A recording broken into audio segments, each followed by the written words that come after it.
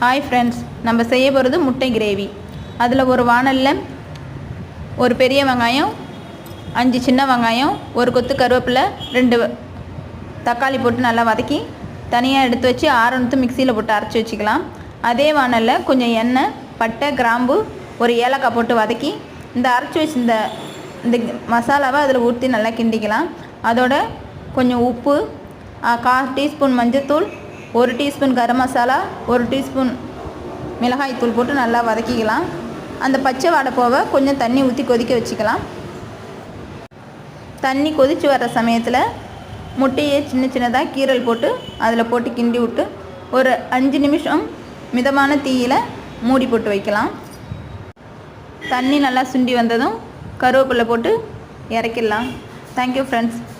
இந்த வீடியோ உங்களுக்கு பிடிச்சிருந்தா சப்ஸ்கிரைப் பண்ணுங்கள், கமெண்ட் பண்ணுங்கள். தேங்க்யூ.